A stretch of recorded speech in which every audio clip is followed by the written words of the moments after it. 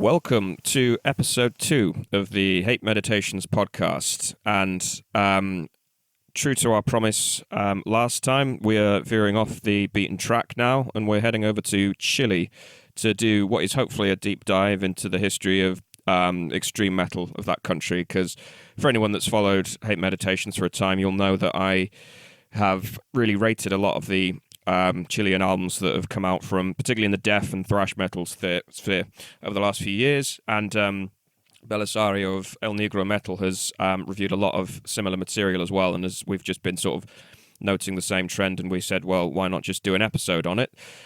So, yeah, great to have you on again, Belisario. Thanks for coming back. Glad to be here. Thank you. Yeah, great. And you didn't really think he was going to be gone for that long, did you? We are also thrilled to be joined by Jason. Oh, ¿cómo está, Shelley? Howdy. Bien, gracias. You too? Come on, Shelley, you can. See, I've already embarrassed myself because I don't speak a word of Spanish. No entendido. No entendido. I've already revealed myself to be it. I've already revealed myself to be a fucking Philistine. So yeah, we're going to chat Chilean metal today. And this won't be like a comprehensive overview of the entire country. It's slightly less familiar territory for some of us anyway. So although I've reviewed and sort of followed some of the newer bands for quite a long time, we've been sort of spending the last 2 weeks like basically listening to nothing else, going through like the history of the scene, the sort of bands that kind of resurrected it in the 2000s, and some of the newer stuff as well. So gone through a lot of material, but I'm not familiar with some of the bigger players, some of the sort of culture of Chile as well. So this will just be 3 guys discussing the stuff they like about this music, what perhaps makes it unique. For my own, when I was sort of doing a bit of research into it, it turns out that basically every metal publication under the sun has also like noted this sort of the quality and volume of acts that come out of here. Like Invisible Oranges have done a piece on it, Metal Sucks did one, Angry Metal Guy, Astral Noise. They've all kind of done deep dives into Chilean metal over the last sort of 5 to 10 years, I would say. Some of these articles go back a little bit of time, but they do pick up on a lot of similar artists as well, mostly in the sort of death metal sphere, and obviously some thrash bands as well, where they kind of tend to pick on very, very traditional forms, but they always tend to come up with quite a novel interpretation of them for the most part anyway. So it's not like particularly progressive or quirky or avant-garde, nor is it very, very regressive, although some of it is actually, but it's much more just taking styles that you're familiar with, particularly if you're familiar with like Floridian death metal, for example, and kind of running with it and taking it in lots of different directions. Which, yeah, it's interesting, but it's also interesting to maybe go back and sort of dive into the history of this. And obviously, we kind of need to start initially with Pentagram.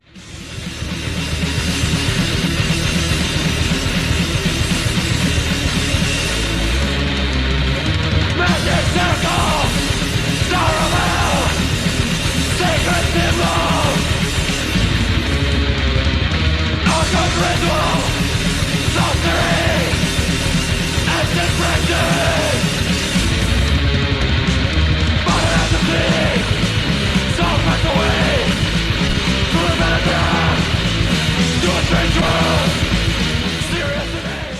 I don't think there could be any argument as to them being one of the most significant bands to arise from the early extreme metal scene in that country in the sort of mid-80s.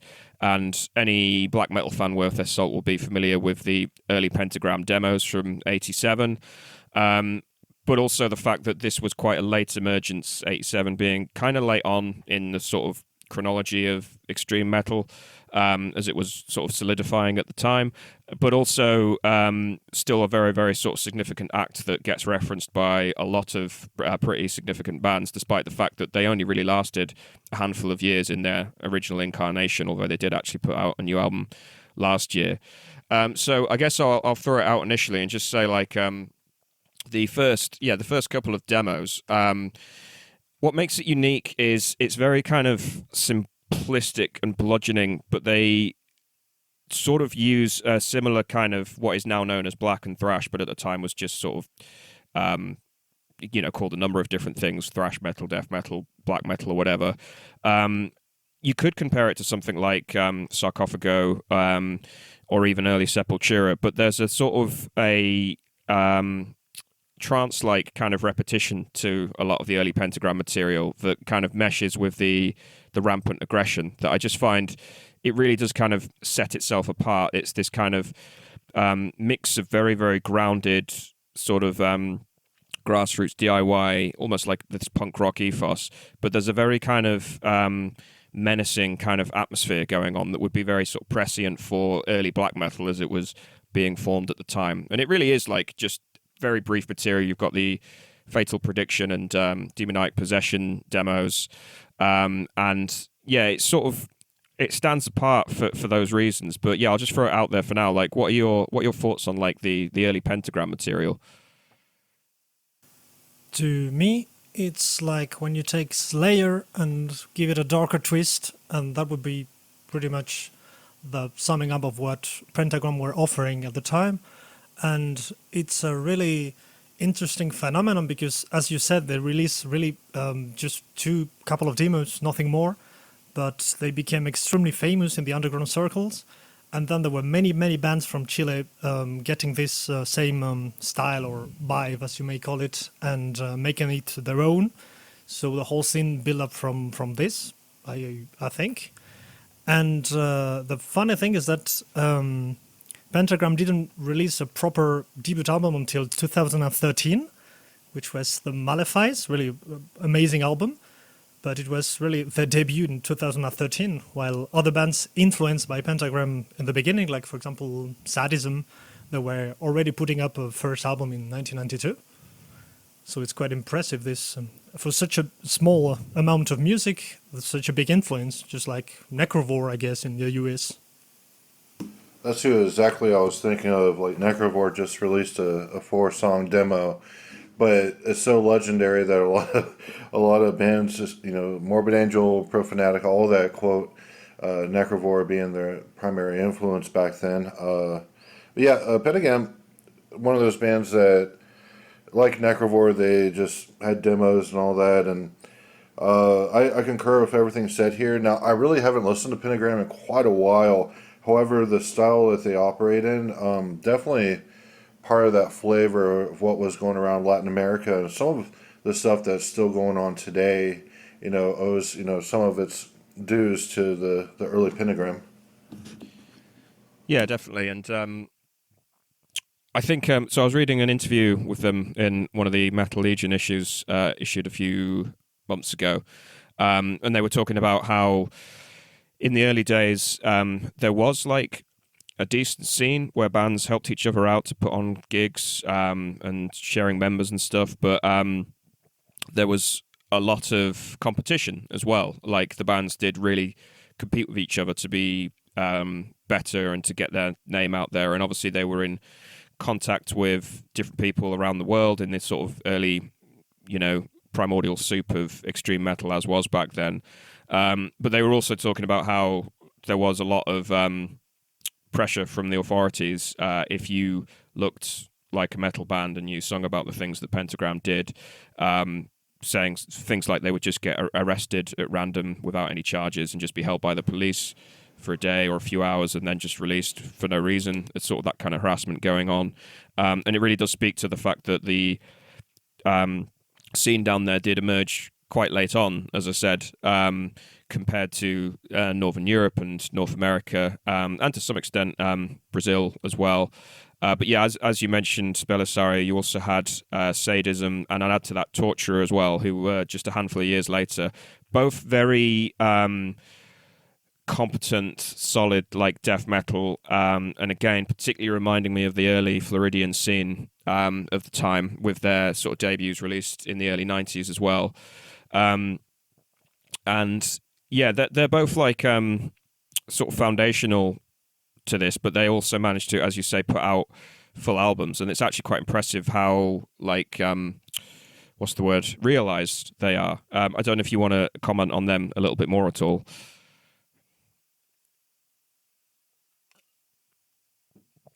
Or not.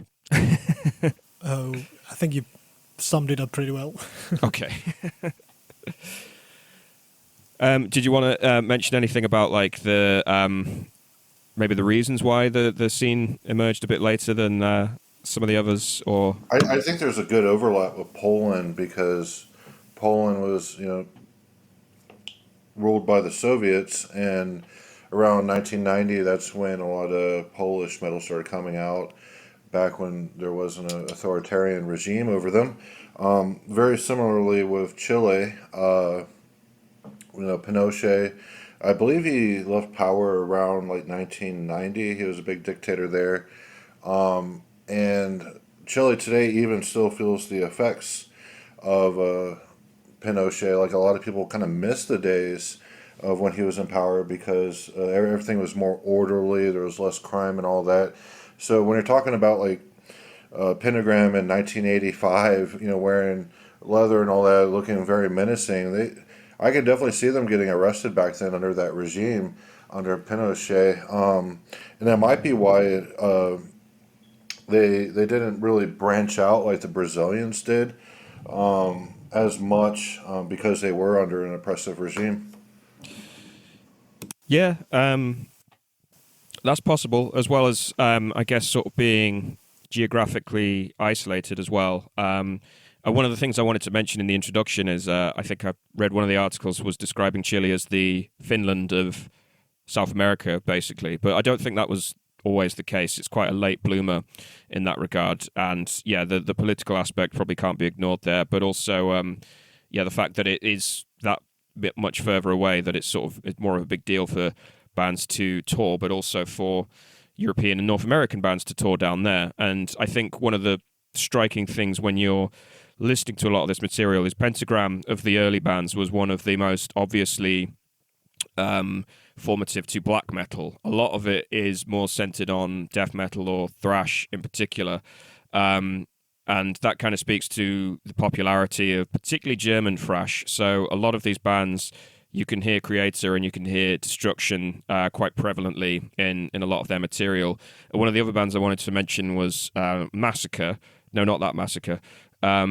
Spelt with a K this time. Who put out a few... Sorry? Massacre or Massacre? Massacre, spelt with a K. Not the French one either. There's a lot of massacres out there. No, this is a Chilean one. Massacre spelt with a K, and they put out a few demos in the late 80s, which were very like rough and ready, black and thrash.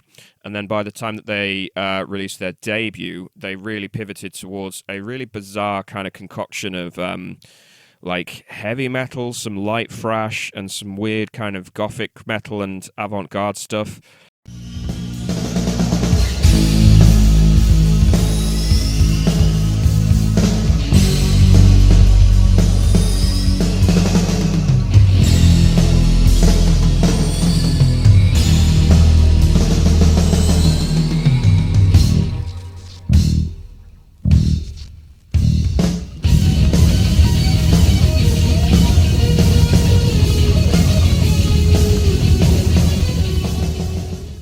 That was released in '89, and I was reading that it did disappoint a lot of fans because their earlier material was maybe a bit more like feral than Pentagram's, but it was comparable in terms of the sort of darkness that it invoked. Very kind of typical of early death metal of that time that was still kind of embroiled in sort of, there's a lot of crossover with early black metal as well. And they're one of these oddball like bands that sort of pivoted away from that. Fan base hated it, and then they broke up after that, and then only to reform in like the 2000s. Confusingly, their debut is called Massacre, spelt with a C. But yeah, if you get the chance, look it up because it is a really sort of oddball album of late 80s kind of extreme metal, but also not. There's a lot of like weird ballads on there and stuff. So it's interesting stuff. But yeah, sort of moving on to some of the sort of newer bands. I guess in the 2000s, there was suddenly an explosion of like really, really strong, really very like assertive output from the death metal and thrash metal sphere. The one I want to really shine a light on is a band whose pronunciation I'm going to try and work my way around. Unaussprechlichen Kulten, which is a So are we Lovecraftian term. skipping Bewitched? Sorry? Are we skipping Bewitched? We can talk about Bewitched if you want. I just think Bewitched might have been a late bloomer from their scene because of just the culture there in Chile, because they came out in 1990, and it sounds very like Judas Priest type of heavy metal. But yeah, one of my friends, that's one of their favorite bands is Bewitched. And yeah, kind of late bloomers in that style of music. I would say very reminiscent of Judas Priest, but also has like the black thrashy type of vocals that's prominent in a lot of these bands. But the music itself is really anthemic. It's verse chorus stuff, which kind of makes it kind of wallpaper. I was going to say it's right up your street then. Yeah, but one of my friends did mention it's one of his favorites. So I want to, definitely throw Bewitched out there. If you're a big fan of Judas Priest, you'll probably like them. I should look into that, because I was mostly focusing on the death and thrash and some black metal. So I think Bewitched passed me by when I was doing the listening for this. But yeah, that sounds like it could be interesting. I've got Metal Archives up. I was just quickly looking them up. So yeah, they released their debut in 1995, which yeah, for that style, it is pretty late on. But as far as like Chilean metal is concerned, it's sort of it's right in there when it started to suddenly kind of explode into a lot of different bands and a lot of different styles as well. But yeah, you're going to make me pronounce it again now. Unaussprechlichen Kulten. It's a Lovecraftian term.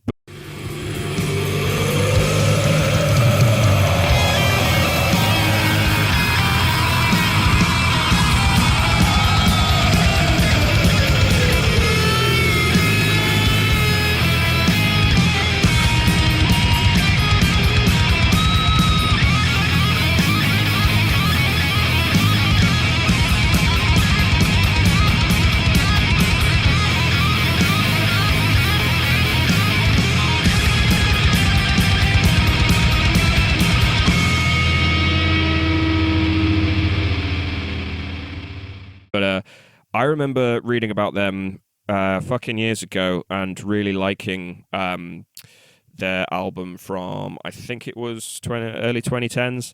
And I just completely forgot about them until a couple of weeks ago. But I really enjoyed revisiting them. They're kind of like a reinterpretation of early Incantation with the flavor of like a gothic Scandinavian death metal sheen to it.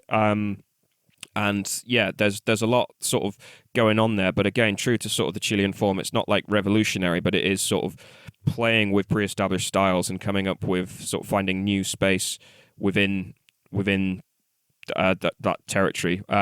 It's Baphomet Pan Shub Nigraf, the album that I'm thinking of, which is again another Lovecraftian term, I believe. But yeah, Belisario, what are your thoughts on these guys? Yeah, it's a band I like a lot because I think they really have their own style, which is very recognizable, and they also age quite well. Their album from last year was quite good, and my favorite is the one you mentioned, the Baphomet Pan Shub Nigraf, but this one and the one from 2017, if I recall correctly, I like them a lot too, so it's a band that is still relevant. And I also got the chance to see them live in 2014 in Madrid. Oh, cool. And that was really great also. Awesome. Yeah, it was, again, I'm going to pronounce it, Kezia Lilith Medea Chapter 10 was the 2017 album. Yeah, Jason, do you have any thoughts on these guys? Well, it's one of those bands I'm not particularly fond of, but I will say that they are quote unquote more authentic than the OSDM style that started getting popular right after they emerged. In the U.S., you have like your Blood Incantations and Tomb Molds and all that. This German band from Chile, I'm sure if they're actually German, but the German name band, a little bit more authentic, I would say. But yeah, it's not something I tend to drift. I've been more in a black metal mood past couple of years, but yeah, it's Yeah. not much to say on that. Yeah, fair enough. I get a kind of grave miasma vibe as well, where it aesthetically it reminds me a lot of the cavern core trend of a lot of old school death metal that just pivots on very cosmic atmospheres, very dirgy, droning, doomy stuff. But these guys kind of do that style right. There's real sort of thought behind the way the riffs are constructed. I would sort of draw a parallel between them and sort of something like Cruciamentum as well, for sort of elevating the stakes of that style, I think, would be my take on it. And yeah, there were a few other bands from that time. I think these guys are a bit of an anomaly because a lot of the Chilean metal from this era is either full-on thrash or it's kind of what a lot of names get tagged as like black and death metal or whatever, but it's actually just war metal. One I was listening to right before we came on was Force of Darkness, who I believe you were checking out, Jason. Yeah, my friend Jason Hans from Judas Good, Maestas, with Dave Ward, who's the original guitarist of Absu, and a slew of other bands. We were talking about Chilean extreme metal the other night over some beers, and he brought up Force of Darkness, so I did give them a good gander, and yeah, totally not up my alley at all because it's too heavy on the thrash influence. And some of the sections are like too repetitive. It doesn't go full on verse chorus, but that DNA is still in it.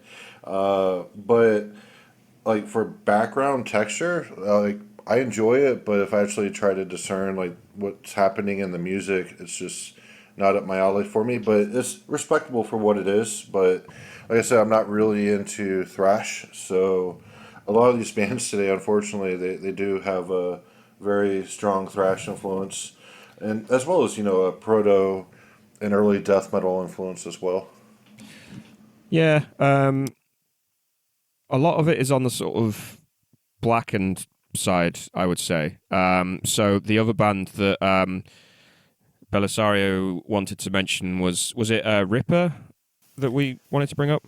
Yes, it's also a nice band to come up a bit later in the 2010s. And it's, yeah, like you said, mostly old-style thrash metal, half American, half German maybe, but they managed to turn it into something else, not just because they are really technically proficient, but they also give it another twist to make it darker, and I think they add something special. It's not what you would call retro, like in copying exactly what was done before, but they add their own thing. So for me, it's a really good band. Yeah, so I should mention for the listeners, like I sent everyone a list of the bands that I pulled together quite frantically, and Belisario did the same. I put next to them Shelley approved or not. What I actually meant was Shelley has listened to this and liked it. The other bands were stuff that I was yet to come to. Ripper was one where I hadn't actually listened to it yet when I sent you that list, so it wasn't that I disapproved of them. It was just I hadn't come to them, and then I listened to them after you sent me that email, and I was like, oh yeah, no, I could see what's going on here, and yeah, you kind of hit the nail on the head with it's a lot like a lot of these bands. They are very comparable to trends happening in Europe and North America in terms of like the retro vibe, the revival vibe, the nostalgia vibe. But there's something about it that you can't quite put your finger on. There's an authenticity and sort of freedom to what they're doing that just elevates it above their other counterparts in other parts of the globe. And I think Ripper are a really good example of that, in that they draw on early German thrash, in particular, Creator and Destruction, and kind of bring back the black side of that with what is ostensibly sort of thrash metal, but it's not playful in the way that a lot of modern thrash is. It's sort of overexcited and sort of, we're on speed and we're all like happy and we just want fast riffs or whatever. There's a kind of dignity and nuance to a lot of this stuff, and I think Ripper is a really good example of that. It's not always the case. Like, I'm looking at some of these bands now and trying to... Admittedly, I've had to listen to a lot of new bands over the last 2 weeks, so some of it is... My head is a bit of a blur, but some of them really did kind of pass me by, I think, because it is a lot of what we would call war metal. I think Perversor were one that came up that, again, not offensive material, it's just sort of standard war metal stuff that doesn't really do it for me. But it still has its place, but it doesn't quite strike me as what this country kind of does better than others. Do you guys have any thoughts on that at all? Or Yeah, I do agree with that. All the war metal I've listened from Chile, it didn't sound so interesting to me. And as far as black metal is concerned, I didn't find many good black metal bands. Maybe some just individual stuff, but it's not something that the country is producing in great numbers, so to speak. So Right, and I do believe, the atmosphere in Chile is more like the foundation of it's more rooted in thrash than and death metal is closer to thrash than black metal is. In a lot of instances, granted, there is black and thrash and all that, but I think when you're talking about like the essence or the spirits of the genres, death metal is certainly closer to thrash than black metal is in a lot of instances. And that may be why there's not so much black metal being released, but there's quite a lot of death metal. But I think war metal itself, it verges on being non-metal. A lot of instances, like the new Revenge album dropped, and I'm like, this is just power violence. It's not even metal, it's power violence. And it just dawned on me, it's like a lot of war metal is really influenced by like the extreme grindcore and all that, and hardcore music and power violence than actual extreme metal. But yeah, no, granted, that's a fair point actually. I remember when we did the Necropolis episode on Canadian metal, and we had to do a lot of the Revenge and the Conqueror, and obviously we mentioned Blasphemy as well. But I think they're obviously, them being a very early example, they are still rooted in what is recognizably metal and more comparable to something like very early Beherit, which is again very foundational to that style, but uses a lot more recognizable like metal riffs. Whereas the later stuff, you get the hardcore style vocals, the emphasis on sort of randomness as well, and I think the comparison with power violence is apt as well, because that as a genre, much like grindcore, is more based on sort of transferences of energy and intensity rather than chaos, and not constructing like a coherent narrative. The obvious example being something like Blood as a grindcore band that is closer to death metal in that they do invoke chaos, but it's always controlled within these quite coherent structures that you can follow from A to B to C and so on. Since we sort of landed on this, I am going to talk about black metal a little bit more in depth as well, because I think you're right, Belisario, that on the whole, the black metal stuff is weaker. It's either quite avant-garde and off the wall, or it is very, very tied to war metal. I think Slaughtbbath is one of the bands that, again, I've been familiar with for some years. And again, it's sort of, I guess it's comparable to war metal, although there's much more of a thrash metal influence going on with them as well. Kind of like a more organized version of Titan Blood, maybe. I'm trying to think of bands, but if I just describe their look, it kind of sums it up as like, battle jackets, bullet belts, tight trousers, and that kind of darker aesthetic, but very, very rooted in thrash, the sort of retro black and thrash style. I think Slaughtbbath are above average for that, but those bands are a dime a dozen these days, or they have been for 10, 15 years, I would say. And a lot of it just doesn't really excite me because it is kind of rooted to an aesthetic more than it is an actual substantive idea. I don't know if you have any thoughts on those guys, if you've encountered them, but... I'm afraid I'm not familiar with them yet. I have listened to him this morning, Mr. Shelley. Signor Shirley. I understood that. What did you think? Muy bien. So, yeah, I concur with everything you said. Boring ass thrashy black metal. It's one of the things where I could put it on in the background and not like focus on it. It's like, oh, the general atmosphere and vibe is pretty cool. But if I actually listen to it, like focus on it, it's like, oh my goodness, it's crappy. But there was a couple other black metal bands that Mr. Diego here had recommended. One was the Kexalur. Did I pronounce that correct, Diego? I don't know. I think it's a made-up name. Kexalur.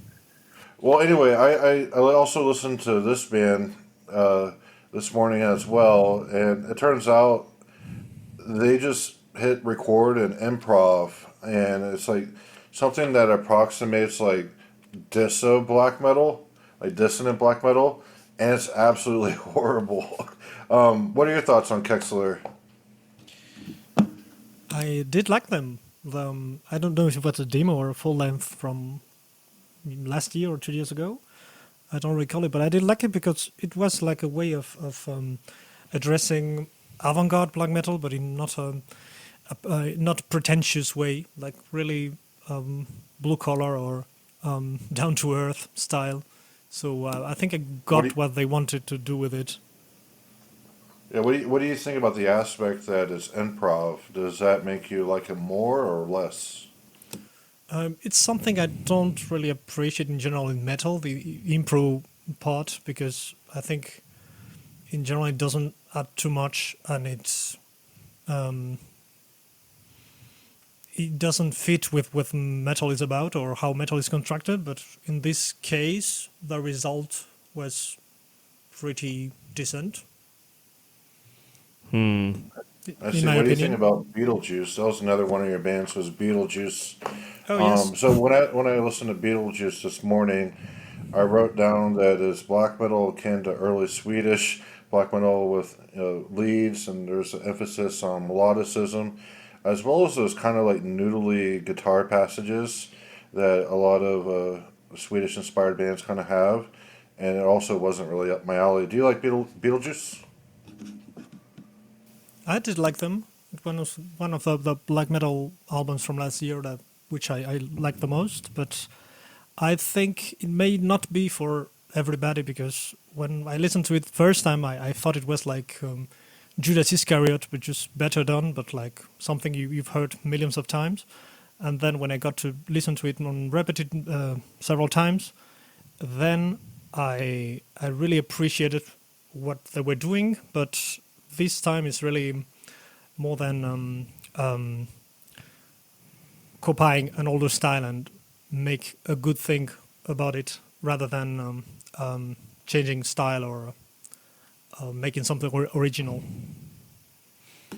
Yeah, very off-kilter name they have, and they do stand out because their style doesn't have that kind of thrash metal sentiment that's in a lot of these other bands. So it was kind of interesting when I was listening to these bands this morning, and that one stood out just from being from left field for Chile.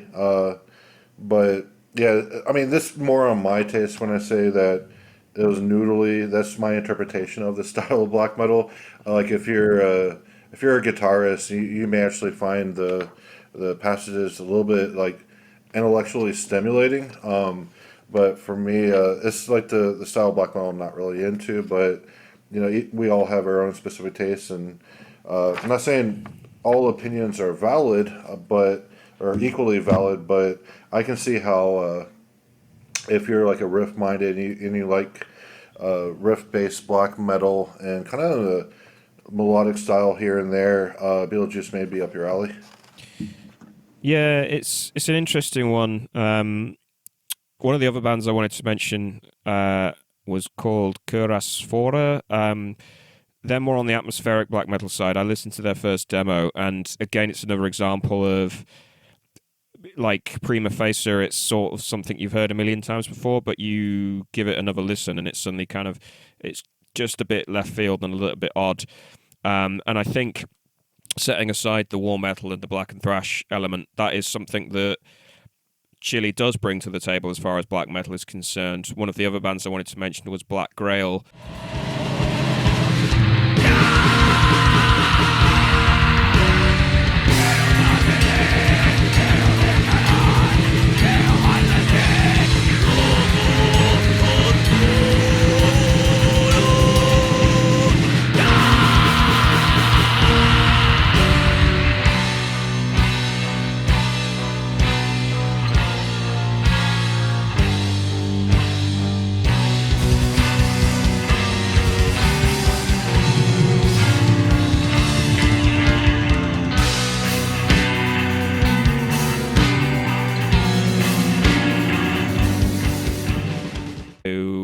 They recently reissued an album from 2015 that I don't think it's improvised because it's slightly too technical and it sounds intentional to my ears anyway, but it is bordering on that kind of random disso black, but there's a real kind of quirky energy to it that kind of captivates a little bit. They're very focused on sort of creating that sense of theatre and sort of occasion that is quite distinctive of sort of occult black metal, but again, I understand that it's not everyone's cup of tea. If you are more of a riff guy that wants to see an organized like conveyor belt of riffs organized in a sort of captivating or atmospheric fashion, this is more kind of random and higgledy-piggledy.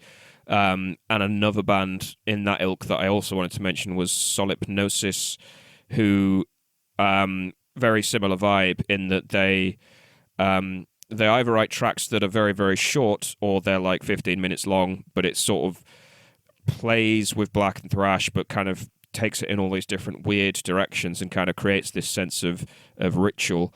And it's interesting. If I'm in the right mood for it, it is interesting, but you can't have it as background music because it's too kind of obnoxious and weird for that. And I guess this is slightly off track, but the older I get, the more I'm just starting to appreciate someone like Tom G. Warrior. Not that I didn't appreciate him before, I've always appreciated him, but just early Hellhammer, just listening to someone play the most basic riffs imaginable, but organizing them in kind of quite repetitive, droning patterns, kind of almost sort of therapeutic in a way, and just with the complexity and density of modern extreme metal and the fact that it's so... bands make a point of making this overwhelming, dense array of sonic material to throw at the listener. Just sometimes I just want to sort of zone out and just listen to Tom G. Warrior play some power chords at me.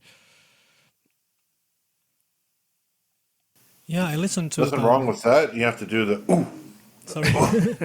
Yeah. I was going to say that I listened to this demo from Solipnosis, and I remember it being good, but a bit over the top. Like, everything was... up to 11 in a way. And yeah, definitely. It's something I miss sometimes in bands that are made with just one member, like one-man bands. But usually they don't have this much quality filter with other band members saying this is too much, try to do it a bit in a different way. And they don't have so much filter. So I guess it was a really interesting thing, but maybe would have benefited from some trimming. Yeah, I think that's very apt as far as this artist is concerned, because it's a solo artist, and that's very common in black metal, obviously, but not the kind of black metal that he's playing, which is more, as I said, it's more rooted in thrash, but it's also got this ritualistic element as well. But he's not playing sort of, ambient or atmospheric black metal so much. And yeah, that's one of the things about bands. People say, they always have to compromise, so they always come out with a product that's sort of not something that any of them wanted, but also in a sense that is a good thing for some people because they need an editor, they need someone to trim down what they're doing. Like who knows if Judas Iscariot or Aggressor, bands like that, if they'd collaborated with people, they might have come up with something that's actually halfway interesting. But as it stood, they kind of just put out reams and reams and reams of material that was basically just one idea extended out over several albums, and they had no one to tell them that you maybe should trim that down a bit or introduce some kind of different element to it. I don't know. Yeah, sounds familiar. Cool. So, what I did want to do is maybe not a deep dive, but a deeper dive into modern Chilean thrash. So, recently on the last Necropolis episode before the end of 2024, we discussed Critical Defiance because they released an album, The Search Won't Fall, last year that was on my Albums of the Year list. Demoniac, who I believe they've shared members with, released an album in 2023 that was on my Albums of the Year, and their previous one, So It Goes, released, I believe, in 2019 or 2020.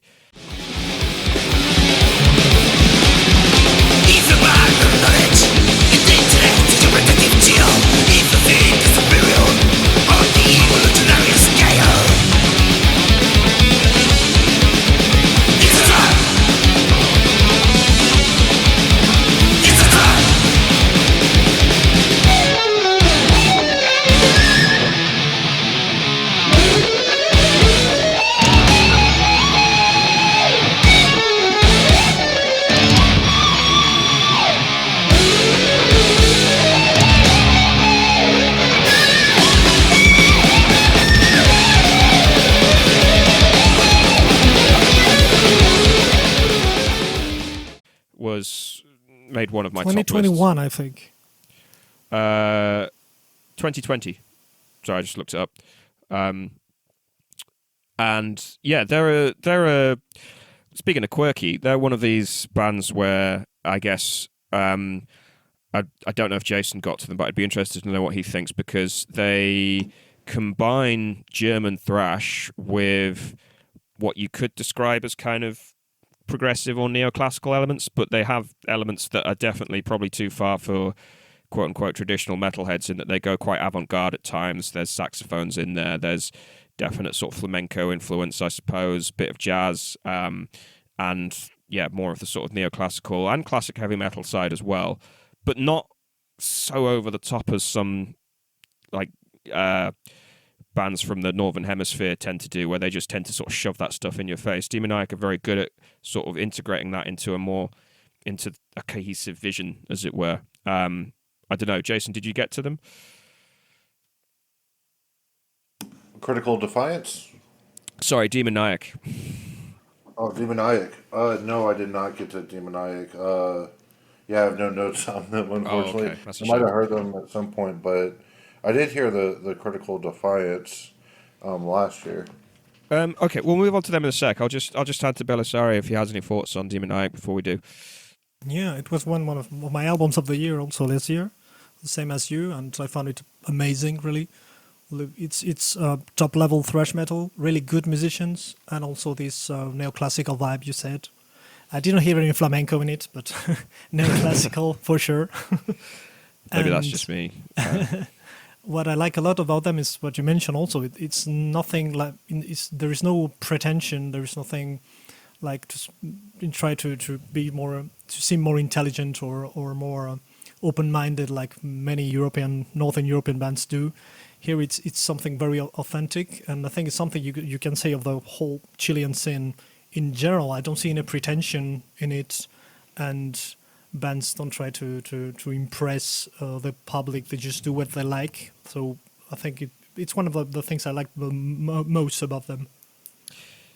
Yeah, no, that's pretty on point as far as I think they the reason I'm focusing on them so much is because I think they're one of the first bands that made me realize that I needed to focus more on Chile, but also they do represent that.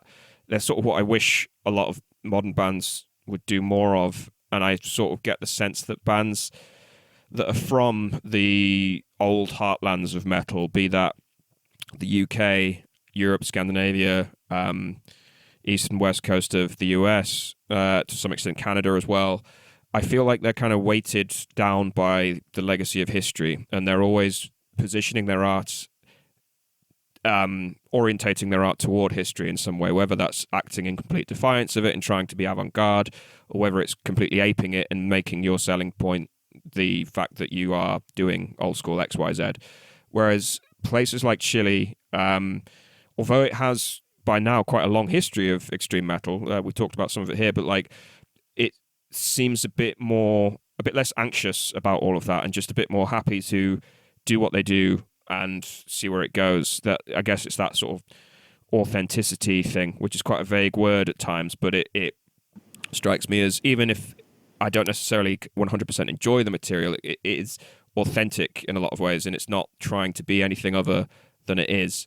And I suppose, just moving on to Critical Defiance, they're another great example of that, in that they are so obviously influenced by German thrash in particular.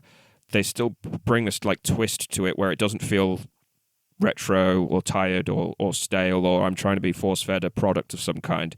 There's those elements, but they're being utilized into what is essentially just its own thing, its own vision. There's bits and bats of maybe progressive metal. There's more. I've spotted some black metal riffs in their latest album. There's definitely some death metal in there, but it's all sort of packaged within this very, very energetic and sort of playful thrash, I suppose. Yeah, if I were 20 years younger, I'd probably be really into Critical Defiance. Back when I still listened to a lot of thrash, they definitely perform it at a very high level, and it's really appreciated because a lot of thrash, where I'm from, and Shelley probably as well, is more akin to like pizza thrash with municipal waste and all that. Not really a fan of that style, but Critical Defiance is like Exodus, Bonded by Blood, matured, and released a refined album. I like I said, if I was younger, I would probably eat it up, but nowadays, just not really into thrash that much anymore. I think classical music ruined me. But yeah, I still, I can appreciate the musicianship, the approach, and the execution. And I do view, not necessarily in a Heideggerian sense that they're authentic, but more of what Belisario was saying about how there is like an atmosphere of trueness surrounding the Chilean scene, and which I would attribute to the general social emanations that shape that trueness of what people perceive as being true, and a lot of that is being rooted in the 80s, back when thrash was really big, as well as the early 90s. No, granted, there are some outliers here, but that's I would say the essence of the Chilean scene, if you want to say that. What glues it together is like social emanations of what old crusty metalheads would call like true metal, and that being the primary influence. And a lot of those circles with the old crusties, they still praise thrash metal as being authentic and true and all that. So yeah, Chile seems to be really influenced by not necessarily like elitism, because elitism can take a lot of different forms, but just like what we know in our hearts to be actual good, well executed, and something of spirit, something that has something to convey, more than just being the individual parts of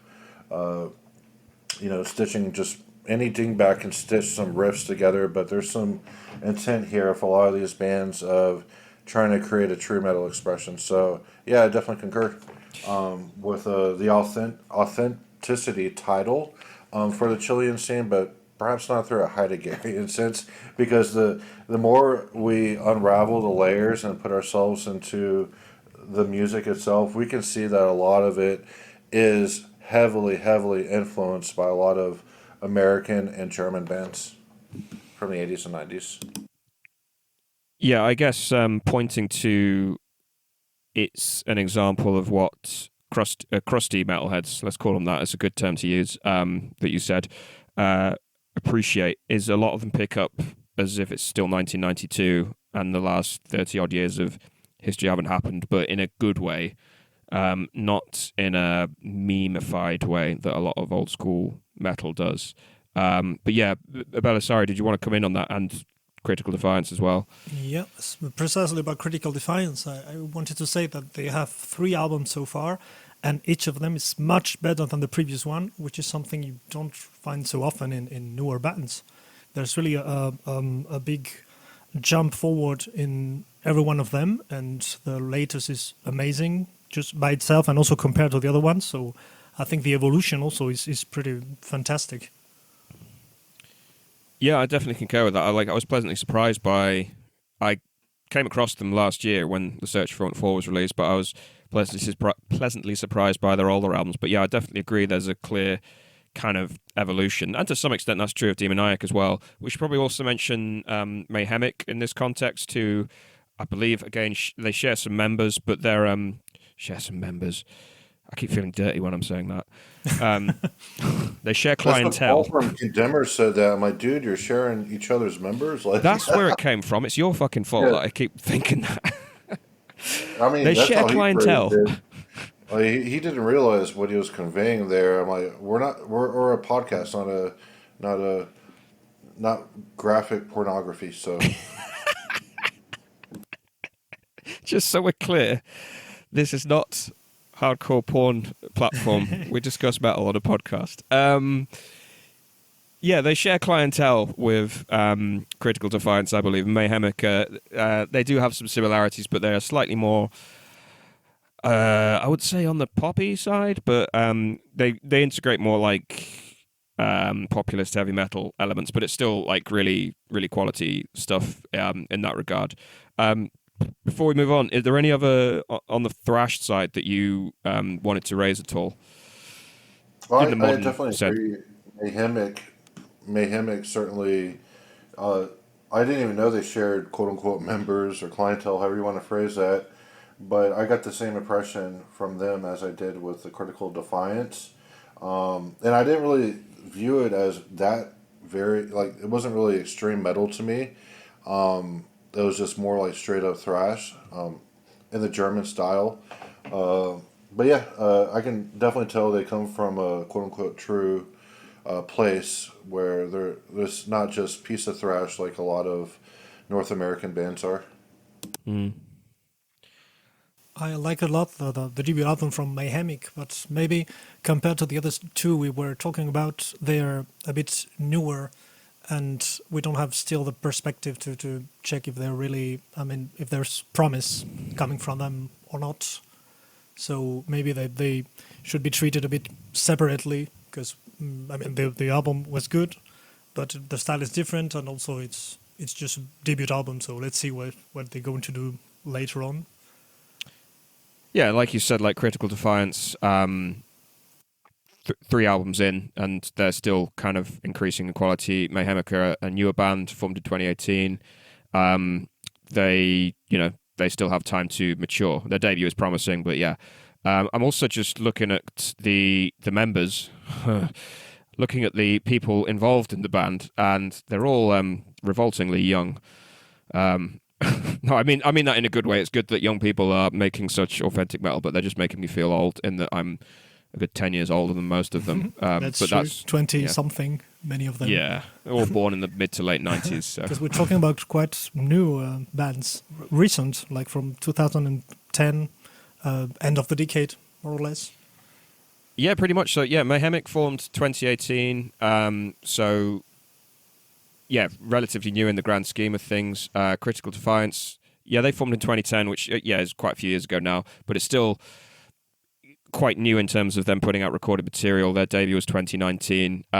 So, yeah, a lot of these newer bands that we're discussing, they are young, which is good in a sense because I'm kind of unapologetically ageist when it comes to metal. I'm sick of festival lineups and tour schedules and things being flooded with legacy acts that kind of just take up all the airwaves. I understand a lot of these bands still have to, make money, and music doesn't pay as well as it should, and every now and then someone needs to pay their bills or pay off their mortgage, so they book a worldwide tour or whatever. But I am sick of festivals like Hellfest or whatever.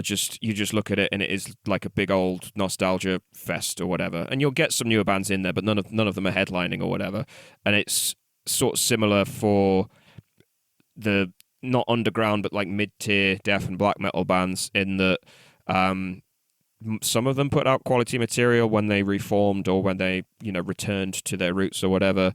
Thinking bands like Autopsy, Asphyx, and things like that, and some of them did that for a bit and then they kind of just fell off the sort of quality wagon and kind of just kind of wishing that they would go away. But I'm glad that there are newer, younger acts that are able to sort of replicate this style, but in a very kind of authentic way that doesn't let the, as I said earlier on, the weight of history kind of define how they sound and so on. Yeah, that's not the case for Chile. You don't have so many bands with people over 50, maybe apart from Pentagram and Sadism. Yeah, true. Yeah, Sadism, Massacre, Torturer, Pentagram. But yeah, it's a handful of bands compared to, as we said, like the traditional heartlands of metal or whatever. And I guess it's something that which explains why there is such an enthusiasm of these young people making new music, like they're discovering it again. Yeah, absolutely. Fresh blood. Like, God, we need it. In my opinion, it's a good consequence of the country having a quite late emergence of the metal scene, that there remains to be many things to do again that haven't been done before. Not like in other countries where you have a big tradition of 40 years of metal and you have to stand up to that. Right. So in Eastern Europe, like they kind of have a similar trajectory where a lot of stuff didn't really start emerging until the 90s a lot. And when I was in Ukraine, I met a shit ton of metalheads, and a lot of them loved like shit from the 80s and 90s. That was like mainly what they were into. But the more I met a lot of musicians in Ukraine, I noticed like there were people wanting to do like their, I don't know how to phrase personal emotional expression that may not be true in extreme metal. Like there's a band called Flying, which was from Kiev, Ukraine. The guy owns a record shop there in a mall, and he had his project. But he's obviously into like the true and authentic bits of extreme metal, but he was trying to do his own project called Flying, which was he was trying to get some mainstream exposure, I guess, but it just came out really confused and emotional, and I don't see that coming from stuff from Chile. Granted, there are some fake bands from Latin America like Crypta and all that. I can't stand Crypta, but they still don't even go. They're trying to cash in on the OSDM fad going on right now, but I don't get any of those like people just trying to get mainstream exposure, like really making their music pretty and whatnot from Chile. This all comes from like an authentic metal place compared to trying to cash in and by compromising the sound. Yeah, it's that sense where you don't get this feeling that they're playing the social media game and trying to build a brand and finding their USP or whatever. It's more just honing a craft in a very, well, as I said already, authentic way. Yeah, I just listened to that Flying band just to reorient myself to make sure I wasn't speaking nonsense. And no, I was correct. It's bad. It's really bad. They're mixing like metalcore, power metal, and death metal, and ugh. Oh dear. So yeah, we've discussed some thrash bands. There are some others that did. I mean, obviously we discussed Hellish. There were some others that kind of jumped out at me, not to the extent of the bands that we've already discussed, but I'm just trying to find the ones I was thinking of. Maybe it was Disaster. I should mention, like, obviously a lot of these bands centered around Santiago, but some of them are sort of outliers in that regard. But yeah, hardly surprising that it would be sort of Santiago where the sort of main elements are. But yeah, I can't find the thrash band I was thinking about. Never mind. Hi, I'm back again. Hello. How you doing? Are there any other thrash bands that you wanted to bring up before we move on? Sorry. Thrash band? Maybe Apostasy? Maybe that was the one I was thinking of. But this is a quite old band from beginning of the 90s. We can talk about them. Let me just remind myself. Yeah, they're another one of these where they formed late 80s for a handful of years, broke up. Exactly, the reformed. classic story. except that their later material is really good. It adds something. It's not just aping what they did at the beginning. Yeah, I think it was only their debut that I listened to, the one released in the early 90s, but yeah, sort of a pretty solid thrash. But yeah, off the back of what you're saying, I'd need to go and look at their more recent albums. Yeah, they sort of made the upgrade, like turning more to a bit to black metal and making it more intense. Okay. So they definitely have something more. Yeah, cool. So I'm just looking them up on Metal Archives, and someone's given their debut 100%. Fine if they like it that much. It's just I really hate 100% reviews on Metal Archives because even my favorite albums in the whole world don't get 100%. But anyway, that's by the by. I don't really understand like numbers in reviews. No, I hate it. So I don't it doesn't mean anything. No, I don't do them on my own site, but I have to when I'm publishing on Metal Archives or Rate Your Music, and I really despise it because it can sort of make or break someone's perception of an album. To me. I don't know what to write. I never know what to. Yeah, I've got much more ruthless with it lately, actually. Sorry, we're kind of going off topic here, but where I used to give stuff much higher ratings, but I was like, actually, no, this doesn't mean as much if I'm constantly doing this. So I've really sort of downgraded when an album gets a 60 or a 70 or an 80 or whatever. Yeah, you gave the Black Funeral a 65 or what was the Black Funeral? Yeah, around that. But you gave or I think a few years ago I probably 90. would have. Well, that's the thing. I gave their debut, Ember Dawn, a 97. I don't think I'd do that now. Not because I like it less, but because I've downgraded the way I rate stuff where, particularly a newer album, which is just, is brand new, it's just been released and I'm not familiar with, I don't think I could give that. It would take something very, very special for that to make the 90s. Obviously, I'll make an exception for Mephitis. We talked about that at length, Jason, but we'll park that for now. Well, I kind of agree with Diego that it's very arbitrary, just to stick a number there, and it's like an objective rating, like an IQ test or something like that, and which even an IQ test is malleable depending on your mood and the circumstances of you taking that and social conditions as well. So yeah, I'm not really fond of My way of writing reviews is just to express my opinions on it and try to reinforce those opinions as I can. And if it makes sense to the reader, cool. If not, then whatever. But attaching a number there,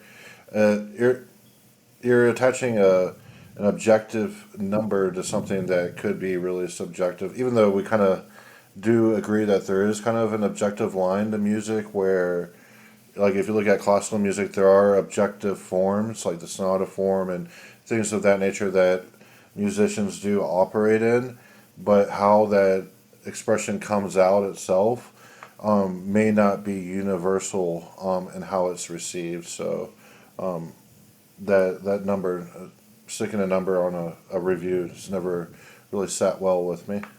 I know Decibel does it too. A lot of the major magazines do it. I think most of them or all of them.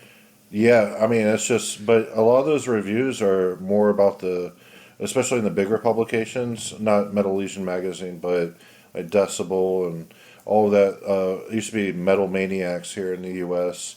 A lot of that, the write-ups were about the social aspects of the music rather than, they might talk a little bit about the music itself, but it's like, I think Tyler brought it up at one point in time, like, hey, these guys are skateboarders. Isn't that novel? I'm like, and that sentiment shared in a lot of mainstream reviews of extreme metal.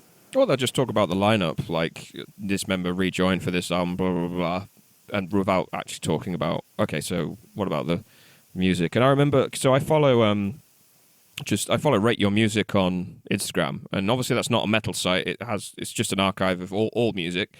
I just use it to document my collection, but also publish reviews. I just follow it on Instagram out of interest, and every now and then it will publish like an album that's doing really well in the ratings, and it'll do like a focus, not necessarily new albums, old stuff as well, and it'll post like a good review, because any user can upload reviews. They're not even like Metal Archives in that they tend to edit out the reviews that are poorly written. They just allow anyone to post stuff. So it's a bit of a free-for-all, but they'll sort of select a good review of an album and post it on their Instagram or whatever. And I remember reading album I've never heard of before, genre I don't know, and just I read the entire review and I was like, I still don't know what kind of music this is. I literally don't even know what genre it is because they're just talking about the members of the band, and as you mentioned, Jason, they're talking about their lifestyle. They might mention the vibe, as in it's like, oh, it's chilled out and relaxing or whatever.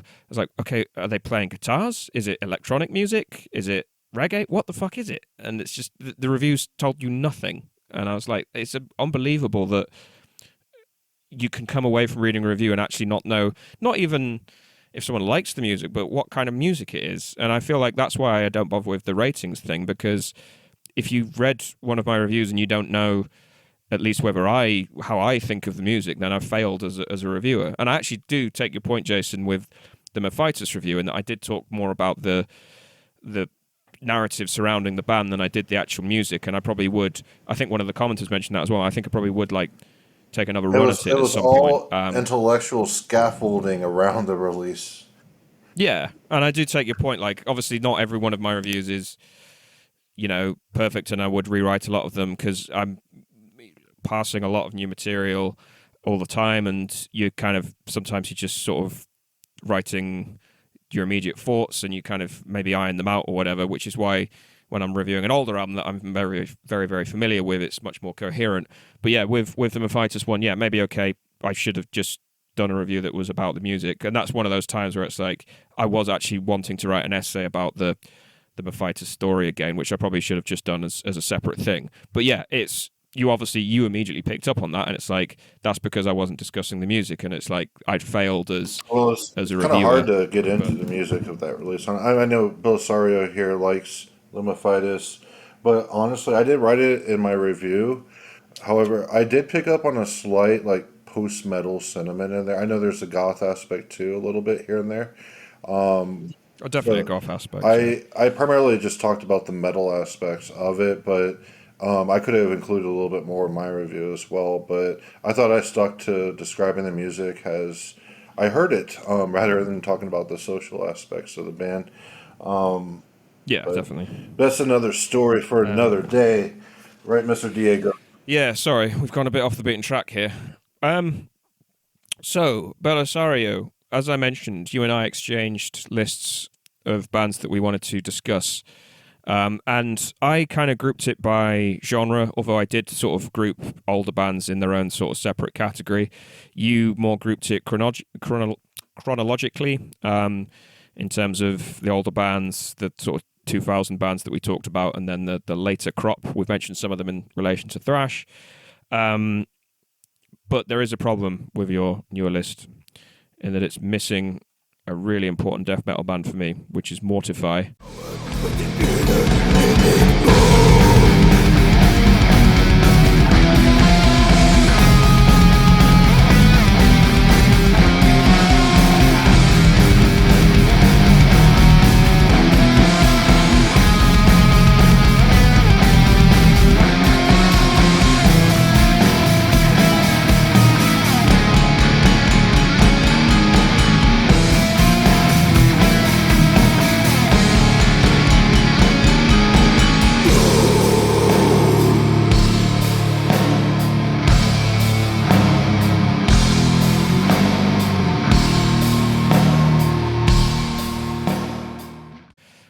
I don't know if you know them. Yes, I listened to them. It's the band from some years ago, is it? Quite new? They're pretty new. I think they're only 2 albums in. So they released an album a couple of years ago. Let me just bring it up. Fragments at the Edge of Sorrow. That was 2022, and that was their second album. But they formed in 2013. Yeah, okay. Okay, yes, I listened to them, but I didn't like them so much. And then I read the review, so I thought at some point coming back to them, but I didn't do it yet. So Okay, that's fair. I kind of agree with Belisario. I mean, I can appreciate them on a surface level, but I know what the DNA of Mortify is, and that is death. And we're not talking about just early death either. We're talking all the way through human and the quote unquote progressive era of death. That DNA is very much in Mortify. Interesting. Because I didn't get a death vibe from them so much. I got a kind of early Gorguts on ambient vibe, in that they're not quite as percussive and frantic as Gorguts circa like Erosion of Sanity, but they have that kind of gothic atmosphere to them with those really tangential riffs as well, but they're not overtly technical in that sense. But I'm picking on them to sort of go into death metal because, again, much like Demoniac, they're the other band that made me think, oh, there's something going on in Chile that I don't know about that I need to know about, because it was one of the, again, made my top list of 2022, but it's one of the most interesting modern death metal albums that I've heard. I know the sort of the competition isn't particularly strong in that regard, but it managed to combine the intelligence of early death metal, or sort of, I should say, peak death metal in the early 90s, with a very unique kind of morbid atmosphere, I suppose. And I think comparable bands, maybe Antagonyze as well. I know that they're one that we want to discuss. Maybe they are more on the doom. They're sort of like a more doom-laden monstrosity, I think. And again, a lot of this is referencing the Tampa scene. The Chilean death metal style is much more closely rooted to Florida than it is anything Scandinavian, I would say. So I just checked my notes on Nucleus from my radio show from 2 years ago, and I wrote they sounded to me like the Chilean version of Nucleus, if you know the US band. Nucleus, yeah. It's a bit retro maybe, but quite good death thrash metal, dissonant style. I'm going to have to look into them. Okay. Am I just doing a huge faux pas here because I don't know them?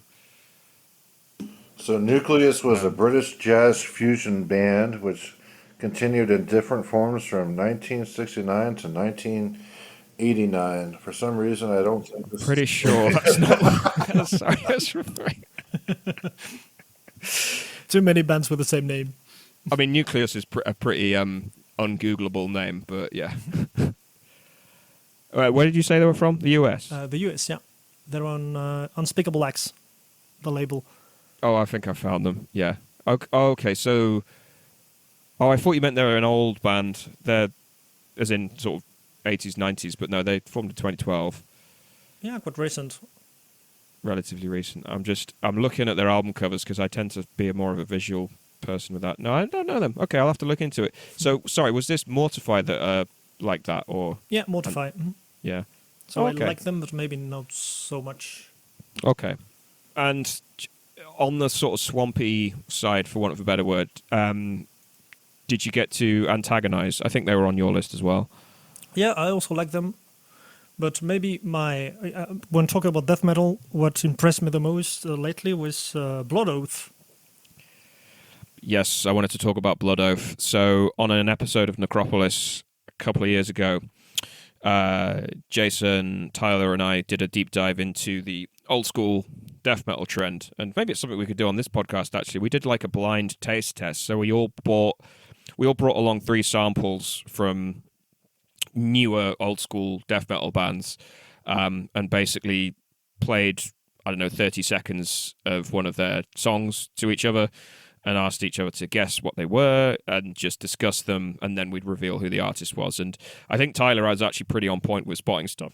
But Blood Oath was one of my picks because I was like, there's an example of, much like we were talking about earlier, an old school band who's very obviously influenced by Floridian death metal, but one that does it in such a more interesting and authentic way than the majority of North American bands, for example. When you say Floridian death metal, you don't mean just like the Tampa camp, because you can hear some atheists in there, right?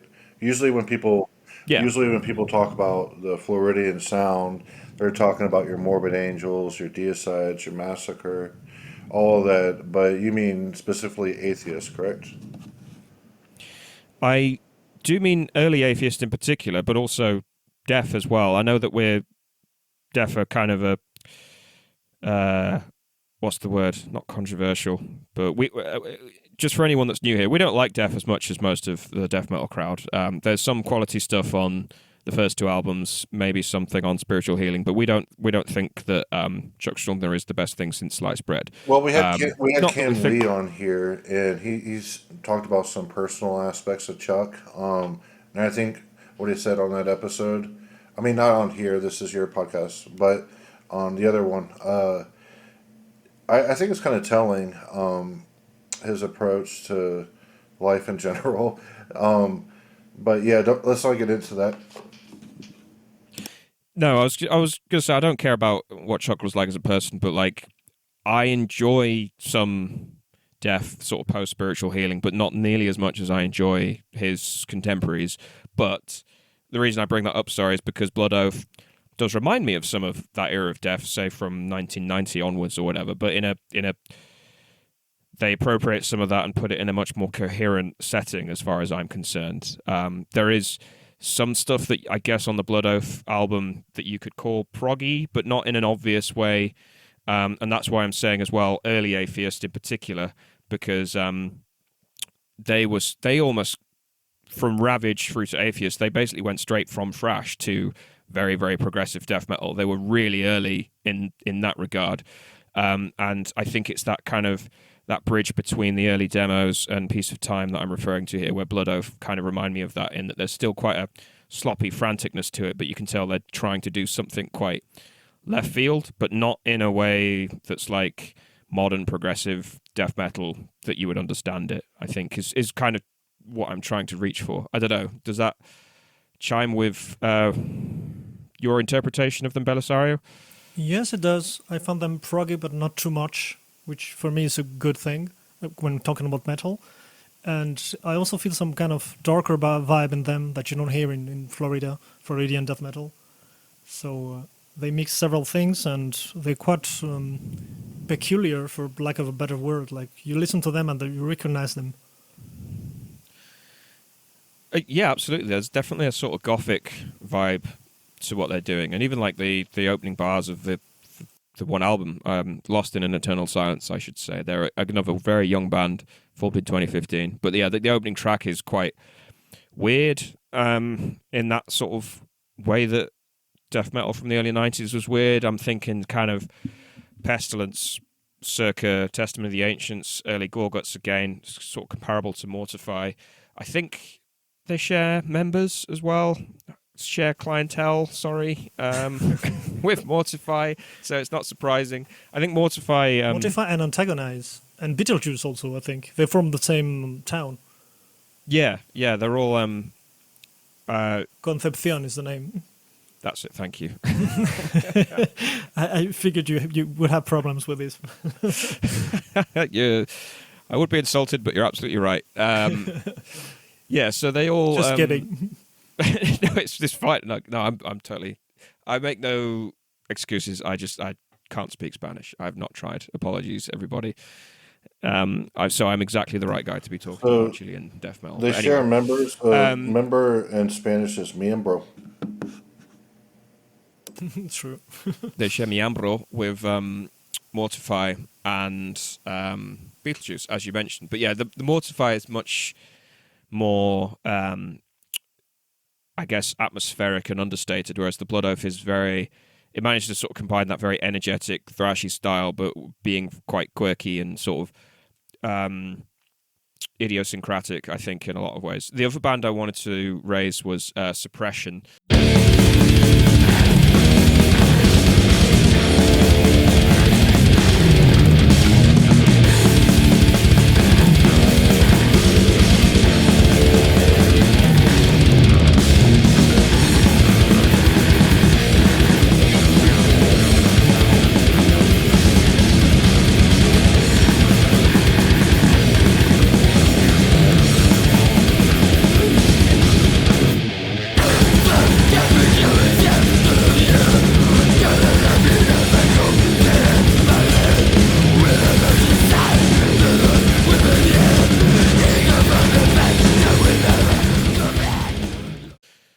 Who I guess kind of remind me of Monstrosity in that period where they'd just released Imperial Doom and they were moving through the style that you'd find on Millennium, which is again a sort of real foundational document of early technical death metal, but it's, by modern ears, it doesn't sound amazingly technical.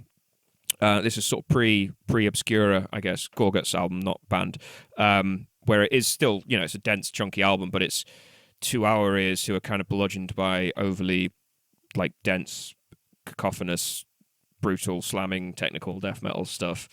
Millennium doesn't sound that much, but at the time it was a very, very kind of complex album. And I think Suppression, who they've only released one album in 2022, The Sorrow of Soul Through Flesh, they ape that style really, really well, in that you wouldn't sort of listen to them and think this is progressive death metal or technical death metal, but then when you listen to the sort of granular detail, there's a lot going on. The bass is very prominent. There's a lot of very striking lead bass lines. There's a lot of complexity going on, and some of the atmosphere of monstrosity, but I guess slightly more direct in a lot of ways. And I'm just looking them up as well, and they share clientele with Ripper and Unaussprechlichen. God, this is a tongue twister of an episode. Unaussprechlichen Kulten as well. So yeah, hardly surprising there. I think the members are slightly older in terms of literally how old they are, but the band itself is still relatively new, formed in 2012. Did you guys get to these? Yes, Suppression? I mean, it's what you said about they are in Ripper. They were in Ripper before. They're not anymore. Oh, apologies. Right. Oh, Yeah. well, that makes sense then. It's the same guys. They left the band a couple of years ago, and I guess they focus on this one. And they're really, the bassist and the guitar player are really amazing. They did a fantastic job on some of the Reaper releases. And it's one of the things I like about them. But it's funny you mentioned Monstrosity, because when I heard and I reviewed the debut album from Suppression, what I heard was Pestilence, early Pestilence, like maybe harder and faster, but this was the very name that came to my mind. What, Pestilence circa Consuming Impulse? Yes, exactly. Okay. Well, that's interesting. So like pre-progressive, but still Pestilence moving into the death metal sphere as opposed to the thrash. Yeah, that's what I would say. Like nothing. It's not surprising if you're familiar with Pestilence, but it's so very well done and a bit further away from what Pestilence was doing at the time that I mean, at least I do appreciate them a lot. Huh. No, that's interesting. Yeah. So I maybe I'm deaf, but I got some vibes of like Disincarnate, if you guys know that band. Not the riff salad aspect of Disincarnate, but kind of the somewhat jazzy but not jazzy approach. I guess that can be contributed to the bass, but I kind of got vibes of Disincarnate on there. But like I said, the issue of Disincarnate is their riff salad, and I didn't catch up on. I didn't catch any salad on the Suppression, so. But yeah, I guess we all have different views on it. Well, okay, I guess this is sort of testament to. I guess Suppression, are sort of archetypical of what I'm getting at here, is that there's a lot going on as far as the influences. Whereas we've all three of us who are sort of well versed in, the classics of death metal, we've all come away with a slightly different impression. And I don't know specifically what Suppression are influenced by, but the fact that they're able to sort of marshal all these elements and convey something that creates quite a sort of familiar feeling, like old leather, but also novel in a lot of ways. And I think that's kind of, it's what's lacking in, I keep wanting to say Western metal, I should say Northern Hemisphere or something. Like, it's what's lacking there is that just this sense of working on familiar territory, but coming up with something quite unique, but it's hard to put your finger on why. The other band I wanted to spotlight as well is Sepulcrum, who I believe we discussed a couple of years ago, because their album from a couple of years ago made my top list from whatever year it was, another 2020s album. I know Tyler, I think, was underwhelmed by it, but he's quite a ruthless critic in a lot of ways. I can see why Tyler is underwhelmed by it. I thought Sepulcrum was better than the vast majority of death metal from Chile. However, I did catch upon some like Cannibal Corpse DNA in it, like early Cannibal Corpse.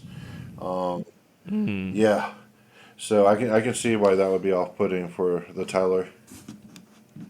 So these guys, they only formed in 2019. Lamentation of Immolated Souls was their debut album, released in 2023. I kind of get the Cannibal Corpse references. They're much more percussive than some of the bands we've been discussing, but I also think there's crossover with early Vader. Yeah, there's some thrash in it too, but I heard Yeah. some like early Cannibal Corpse-ish riff in there, and yeah, that's probably what made Tyler shy away from it. I mean, I'm not speaking on his behalf; he's his own individual, but I know he really does not like Cannibal Corpse. So anything vaguely similar to that, he would cast to the wind. This is the thing. I don't like Cannibal Corpse either, but I honestly haven't listened to them enough that I probably couldn't recognize a Cannibal Corpse riff anyway. I don't know if that's a good thing or a bad thing. Anyway, Belisari, did you have any thoughts on Sepulcrum? I also like them, the debut from 2023, and maybe not as much as other bands we're discussing now, but definitely high level and good stuff, and also death thrash, like pretty much of the stuff we're talking about. See, I actually like it, even though there's some Cannibal Corpse, because they do occasionally implement some like large, expansive, like droning aspects to their sound, and I thought that was really compelling. In addition to the other elements that are going on, like the inherent thrashiness of it. Yeah, it's interesting because I think Sepulcrum are more. They are more like physical and violent in that regard, and in that sense more percussive maybe than Blood Oath and Mortify. And I could see a lot of that does come from bands like Cannibal Corpse, who was sort of the original meme of death metal in a lot of ways, making it all about kind of cartoon gore and making it a very physical genre in a lot of ways.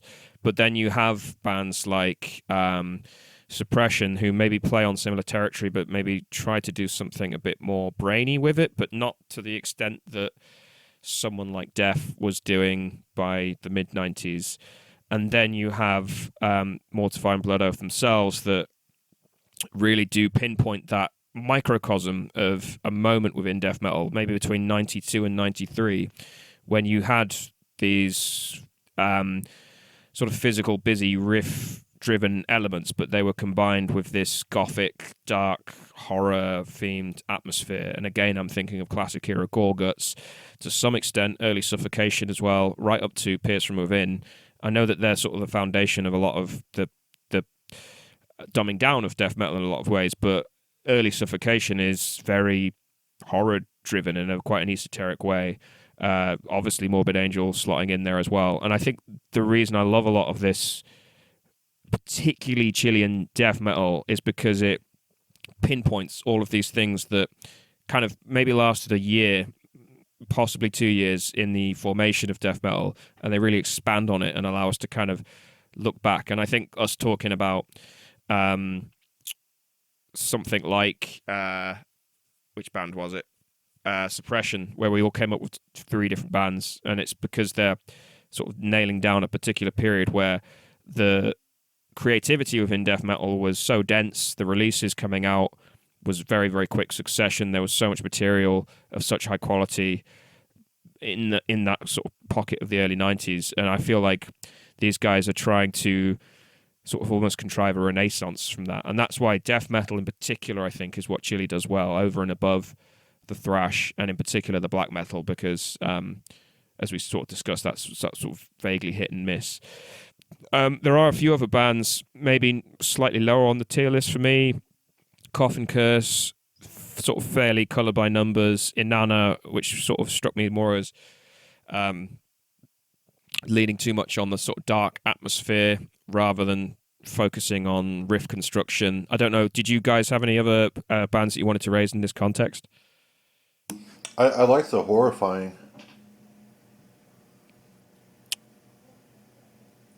Yeah, me too. Horrifying was great. A bit more conventional, so to speak, than other bands we're talking about now, which are more inventive, but was definitely good stuff from them. Yeah, So yeah, I got horrifying some share strong members. sadistic intent vibes from it, but also a little bit of autopsy and incantation in there. But yeah, I listened to their EP this morning, and actually listened to it 3 times because it's really short. But the 3 tracks that are on it are pretty good. So the guy, lead guitarist, vocalist from Sepulcrum, is also in horrifying. Yeah, it's true. All the They same have also a members. debut album from last year. It made my list from 2024. Oh, okay. See, I listened to horrifying, admittedly, only once in the run up to this. It didn't overwhelm me. I was a little bit like, sort of a little bit generic, but admittedly, maybe I need to give it another more focused listen, just to sort of get my teeth into it. But yeah, it didn't sort of blow me away or anything. Okay. Depends on your taste also. I mean, For me, True, it sounds true, a lot yeah. like Still B tier. Vader, which is a band that I like a lot, and I don't see many bands sounding like Vader in general. I mean, once a while, every 5 years, so I think it's a good thing, both Absolutely, yeah. stylistically and technically. No, I do really like classic era Vader to some extent. I think to some extent Sepulcrum kind of reminded me of that. So yeah, there's definitely crossover there. So yeah, I'll give the horrifying another pass. Just this guy that I mentioned, Nico Miranda. Guess how old he is, or guess when he was born. I just looked it up. It just depressed me. Like 90 something, like football players now. 2001. 1999. Wow, that hurts. Yeah, I was like, oh, people born in 99 can play guitar now. How novel. It's like, no, it's 2025. Oh, God. Don't have an existential crisis here, Shelley. Yeah, I don't know. All Midlife these crisis. youthful Chilean bands are bringing All out. these virile young men releasing all this great metal. I'm gonna come. Cool. So that was Chilean death metal. On that bombshell, is there anything else you wanted to any bands that we've missed? Anything else you wanted to raise? I'll take that as a no. Oh, wait. Oh, Communion fucking sucked. Why'd you include Communion, Belisario? I didn't include them because it was one of the examples of the things that were going on in Chile in 2000, when I think there was not so many stuff. Yeah, I listened Yeah, I again guess this from a- morning. I'm like, this is like the worst aspects of USBM, other than the shoegazing, indie scene, like the hipster scene. But yeah, Communion, it's like black metal veneer on top of like doom riffs, and it just really reminded me of like the aimlessness of a lot of the USBM bands. I guess from a historical perspective, if you're tying together the narrative thread of extreme metal in Chile, you probably need to mention Communion. But yeah, fair enough if you didn't vibe with it. I probably need to listen to them again as well. Yeah, they're not a particular favorite of mine, but I think we didn't point out this already. Maybe it's something. It's my opinion, maybe, but I think there was some kind of a down phase after 1990 something and the 2000s, when there was not so many stuff going on in Chile, and then there's been a boom since the 2010s with many more bands. So I think this has contributed to the revival, the fact of not having so much stuff before going on. Like, essentially for me in the 90s, it's where Unaussprechlichen Kulten was born, and then there was Ripper in 2014, and in the middle, I don't see there is so many interesting stuff. Yeah, I think that's a good summation. We mentioned someone like Force of Darkness, although I think they were post 2010s. Oh no, they formed in 2001. But yeah, as Jason mentioned, it's sort of, I guess it is comparable to metal as a whole in that, yeah, okay, plenty of metal was happening in the 2000s and a lot of it got very big, but from the perspective of crusty metalheads like us, it was a bit of a no man's land, because bands like Behemoth, Cradle of Filth, I don't know, Dark Funeral, that kind of populist... Belphegor, yeah, another good example. That kind of populist extreme metal was exploding, but a lot of it was kind of just building Frankensteinian monsters from the corpse of 90s kind of extreme metal, as it were. So silly. That's kind of, I mean, I'm not being as mean as that, what you just said about the 2000s bands, past the millennium. However, I do kind of view the Chilean scene kind of like a Frankenstein because they're operating in already established forms. I mean, granted, they're not watering it down like the Belphegor and all that, but uh, like they're kind of appropriating, the true forms of what we know as extreme metal from the 80s and 90s, and to such an extent that when we hear an album, we're instantly transported back to like Tampa or Atheist, whatever. And so, do you think these bands actually have their own voice more than being a Frankenstein? Is it like a different atmosphere? What distinguishes Chilean bands separately from their influences? Well, I guess let me answer your question with a question. Do you so ignoring, say, Blood Incantation's latest album, because that was a bit of a like, I don't know, circus. Take the, I don't know when was the last time you listened to Hidden History of the Human Race, but take a band like that, Tomb Mold, Blood Incantation, Grave Miasma, any other sort of OSDM band, Horrendous, Skeletal Remains. Take these very sort of archetypical old school death metal bands, play one of their albums, and then play it alongside, say, Mortify or Antagonyze or Blood Oath.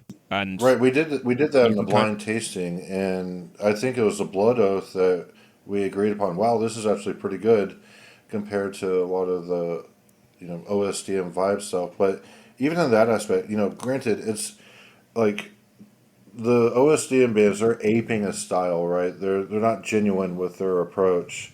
At least I don't believe they are. They're kind of looking at it from the outside rather than it being emanating from the inside. Whereas in the Chilean bands, I would say it is emanating from the inside. That's why the expressions are quote unquote more true and whatnot. But when we listen to them, still we're transported to their influences. I guess is all metal like that? Like regardless of how blatant it is with some of these bands, you hear a new death metal band that you think's really good, and you're instantly transported to everything that sounds somewhat similar like it, or like that's one of the things with when I was going through all these bands. I was always transported to something else that had already been established. So yeah, so I think what I'm getting at here, and I think what you're getting at is, I've given up on the idea that original metal is possible anymore. Like, I think like us three here, I think we're roughly the same age.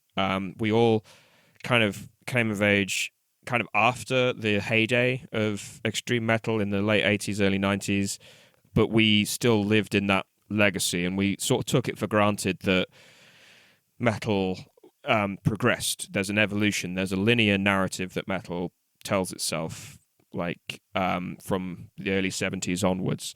We took it for granted that that would continue, and it didn't continue. And what happened instead was you got a huge explosion of nostalgia, and it felt good for a while, and then it got very tiresome. And I've spent a lot of energy kind of lamenting that fact and thinking, well, we're kind of trapped in this nostalgia loop now.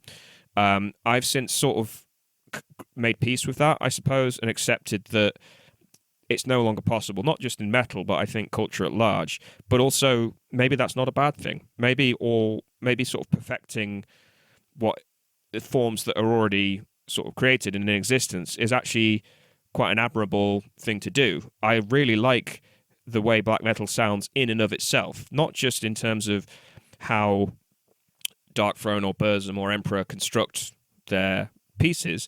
I just like the way it sounds, and I like it when bands do that. If they can do it really well in a very cohesive way, then even better. And I think that's what these Chilean bands are doing as well. Is I like the way early 90s death metal sounds, whether it's Pestilence, whether it's Morbid Angel, Atheist, Entombed, whoever. I like the way that music sounds, to a lesser extent than black metal, but that's by the by. And these guys, they not only do that, but they add to the vocabulary.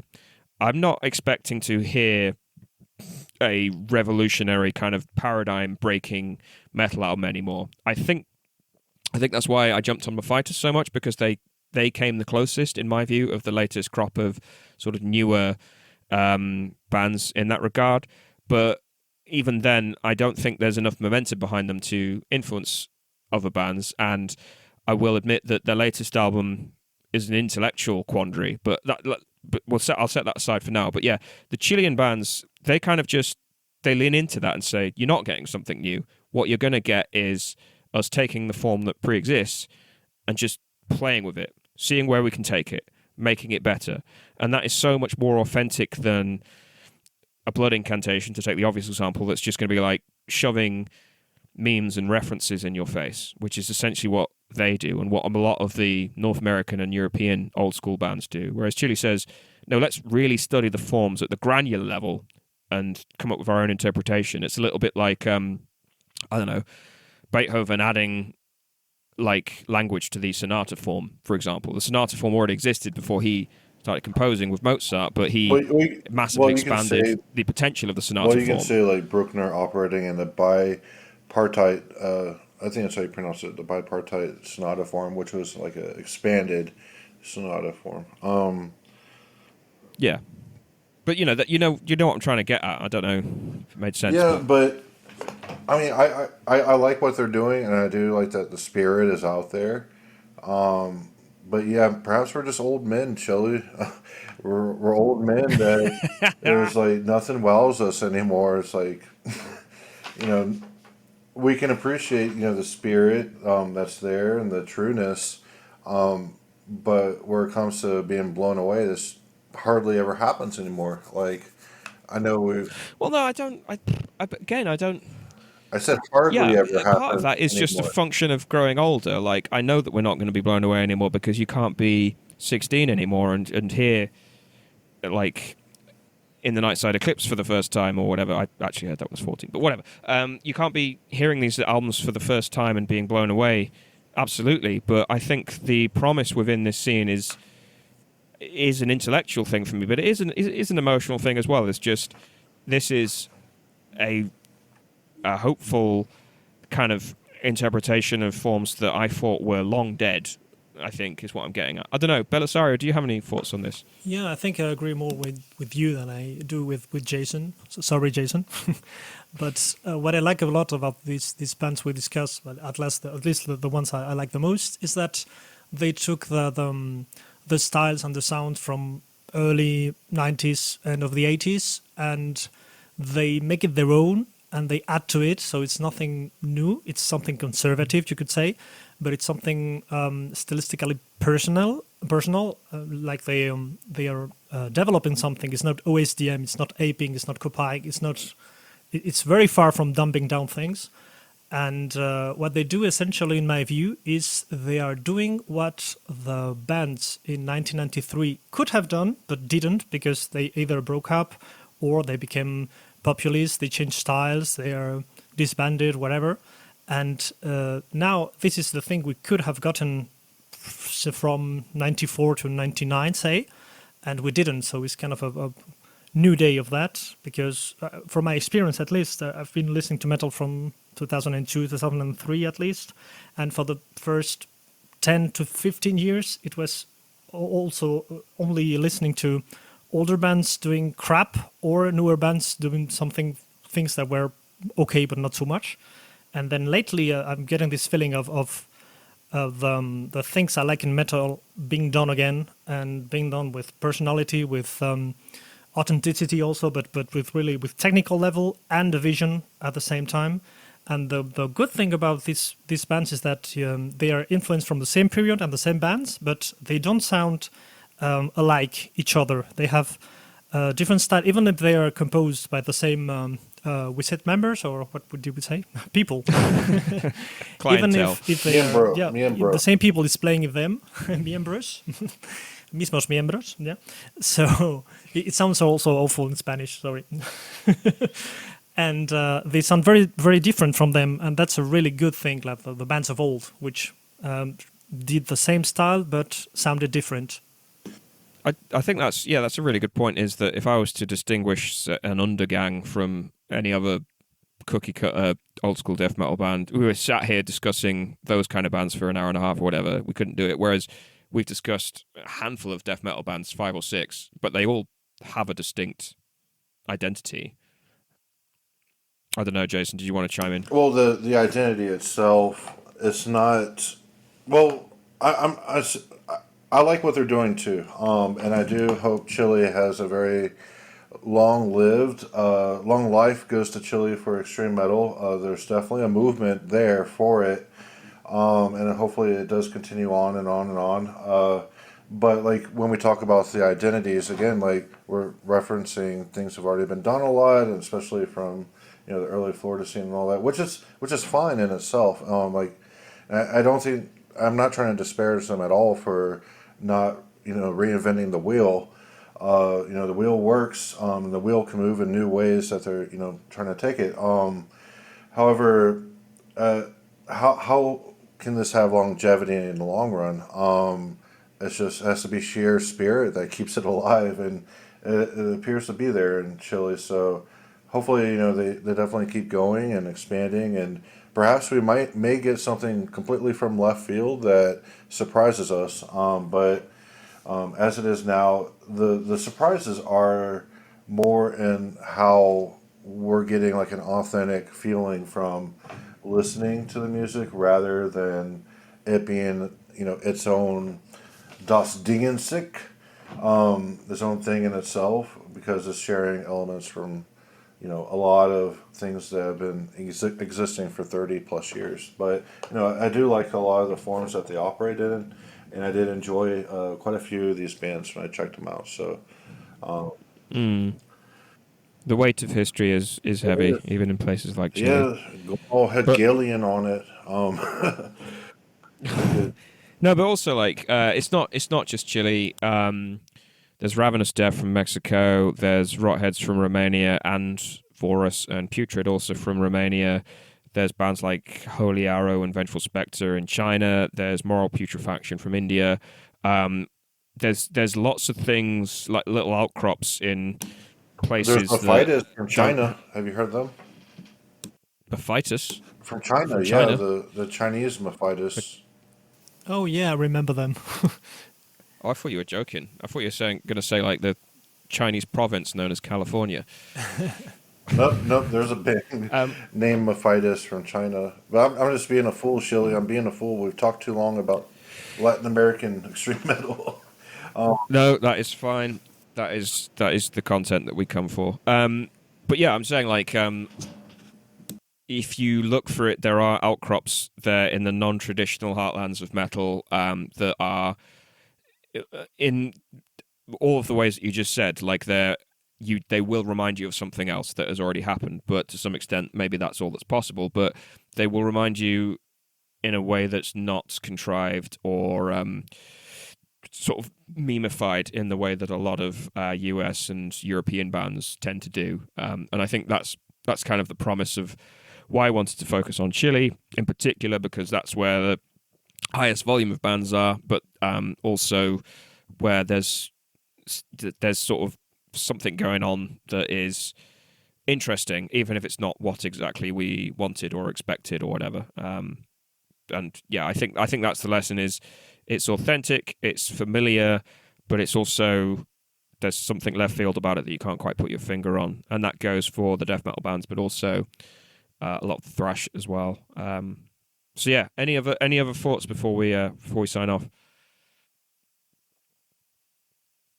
Just people should listen to other bands we mentioned, I guess, because they're not so. I mean, not because they don't know them, but in general they're not so well known.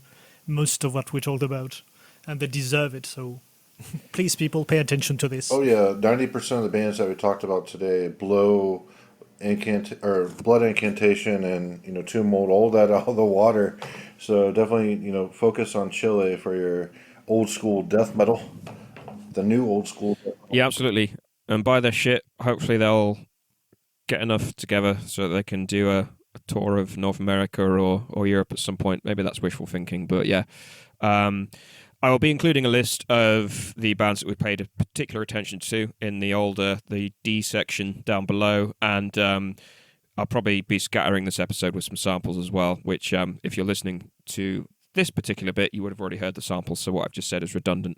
But thank you very much, guys, for an awesome chat. I think we sort of dived into some unfamiliar territory here, and no doubt we've missed some very important bands or events, but this is sort of outside of our comfort zone, and we've all kind of spent the last 2 weeks kind of absorbing a lot of new material on top of the stuff that we were already familiar with. So I hope you enjoyed it. We're going to try and do some more episodes that are kind of a little bit more left field and out there. And as always, if you have any suggestions, please pop them in the comments. I'll absolutely read them. And thank you very much to our guest today, Jason. Been a pleasure as always, partner in crime. Yeah, mucho gusto, hasta luego. Yes. And Belisario, great to have you back. Really enjoyed your contributions today, and I hope to do many more episodes with you at the helm. And thank you very much for basically putting the outline of this episode together and suggesting so many bands, because that was really, really helpful. So thank you very much. Oh, I did what I could. It was a pleasure. Thank you. Yeah, no, absolutely. Cool. And yeah, thank you very much for listening, and enjoy the rest of your day. Goodbye.